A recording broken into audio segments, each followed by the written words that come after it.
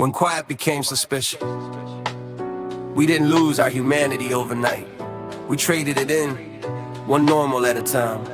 Not because people are bad, not because technology is evil, but because a set of modern customs formed around speed, visibility, and constant access. And we adapted like it was survival. And it is sometimes.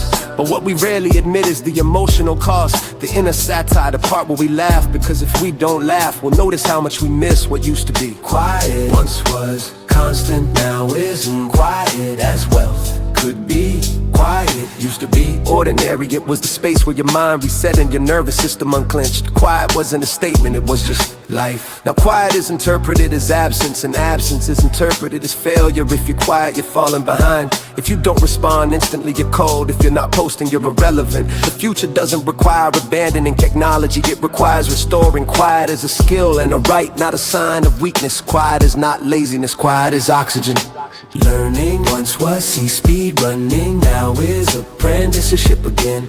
Learning used to include time, mistakes, and mentorship. There was dignity in being new or something. There was patience baked into the process. Now we have learning fast. Culture don't use hacks, shortcuts, highlight reels, and it's useful, but it also creates a subtle shame. If you're not instantly good, you feel behind. The future could bring back modern apprenticeship, micro-mentorship, honest learning journeys, communities where progress is respected again, because mastery can't be rushed, only fake. Celebration, proof now since present. Celebration used to be a room, a meal, a walk, a phone call, a moment you were allowed to keep private. Now celebration often becomes proof, a receipt for your life. A post that says, see, I'm okay, see, I'm winning, see, I'm included. The future could restore celebration as presence first, shared with the people who matter, then shared publicly only if it adds meaning, not pressure. Boundaries, 24/7 access, respectful availability. A close sign used to mean closed. A weekend used to mean weekend. A night used to mean night.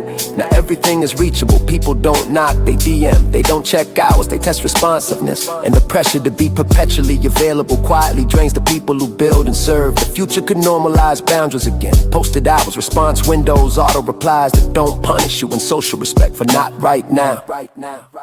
Identity once was output of values as identity. Identity used to be rooted in character and community. What you did mattered, but it wasn't the only proof you existed. Now identity is often reduced to output and visibility. If you're not producing, you can feel like you're disappearing, and that's a brutal place to live, because a human being can't be on forever without breaking. The future is values forward identity.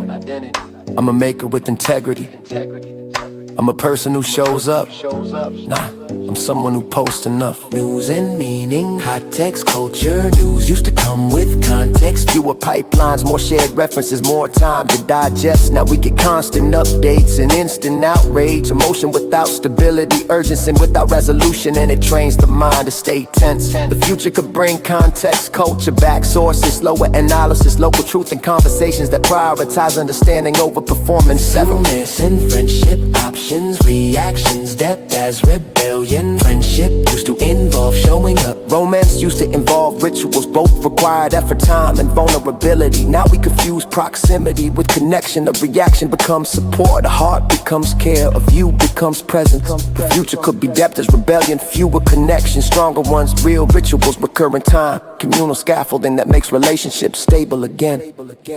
The inner satire, the reason this is funny is because it's absurd. We call it community when we barely know each other. We call it learning when we sprint past humility. We call it connection when we're lonely together. We call it success when we can't rest, and then we normalize it, the future custom. The future doesn't have to be a rejection of modern life, it can be an upgrade. Quiet as wealth, boundaries as love, learning as patience, celebration as presence, meaning as context, friendship as time, identity as value. Because the best version of progress isn't louder, it's more human. Disclaimer, this is cultural commentary based on common patterns many people experience. It's not a claim about any single platform, and it offers no guarantees, just a mirror and a possible direction.